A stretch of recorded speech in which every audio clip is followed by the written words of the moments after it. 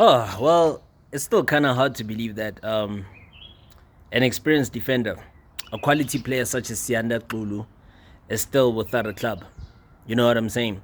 And bear in mind, Siyanda Xulu actually did very well for Bafana Bafana at the AFCON tournament, this year, early this year, right? He did very well, in the games where he featured in.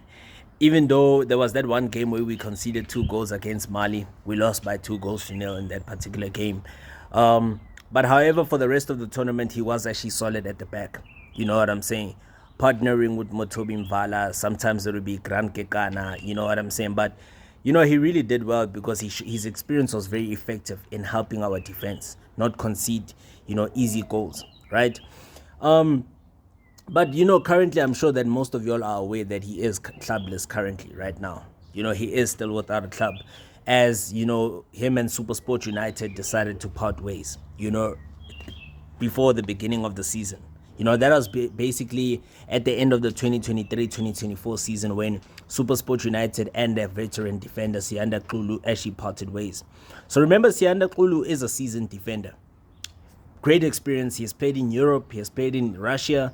He has played in Israel. He has also, played in Azerbaijan, as far as I can remember. So before he actually did return to Kaiser Chiefs, right?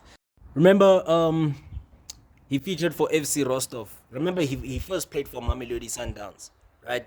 Then he went off to Europe. You know what I'm saying? He featured for FC Rostov in the Russian Premier League, where he actually won the Russian Cup with the Russian Giants FC Rostov. And then from that particular moment in time, he went to Israel. I think the name of that club was, is it Turan? Before Hapoel Tel Aviv, right? Is it Hapoel Tel Aviv? Yeah. Hapoel Tel Aviv. Because Tepo Masilela played for the other team. Tepo Masilela played for Maccabi Tel Aviv, both in Israel, right? So he played for Hapoel Tel Aviv. And then from Hapoel Tel Aviv in Israel, he went on to go play in Azerbaijan for the team called, is it I think it's Turan Toes, something like that. Turan Tuvos, like if I'm pronouncing it correctly, in Azerbaijan.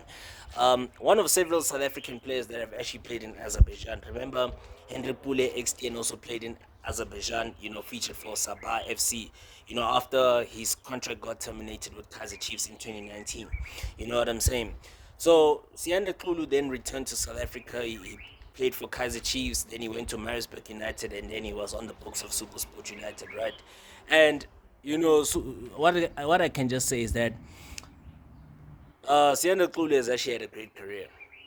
You know what I'm saying? And it is still a surprise that he's out without a club. But however, I remember there was supposed to be there was like miscommunication in a deal between him and the team that is actually coached by former Orlando Pirates mentor Joseph Zimbawa, in Saudi Arabia, called Al Weda. You know what I'm saying? He was supposed to join them, but I don't know what happened. I think the deal actually fell through. It didn't go through, right? I think there was also another issue of wages and stuff like that, or travel permits or visa, something like that. But unfortunately, that's the reality, because I'm sure the seasoned defender Siyanda Xulu, he will be actually hoping to get a club so that he can actually secure his spot for the 2025 African Cup of Nations with Bafana Bafana, which is said to actually take place in the middle of the year, during June, July next year. You know what I'm saying? In Morocco, north of Africa.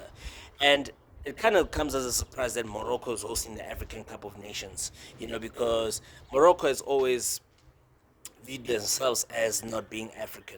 They're not part of us. They've even at some point in time they wanted to be part of the European Union, and the EU refused for that to happen.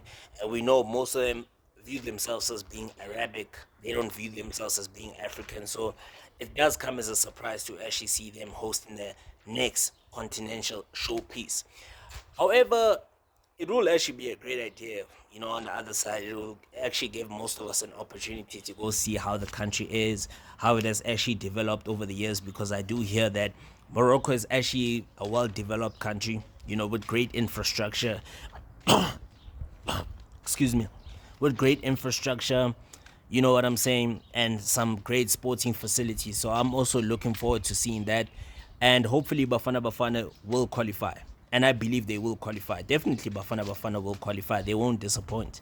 I mean, they have to beat Uganda away from home, Maybe if they can just secure a draw away from home to Uganda, and then maybe, of course, we're gonna beat South Sudan here in our country. So, look, we are gonna qualify for the African Cup of Nations 2025, and hopefully we come home with it.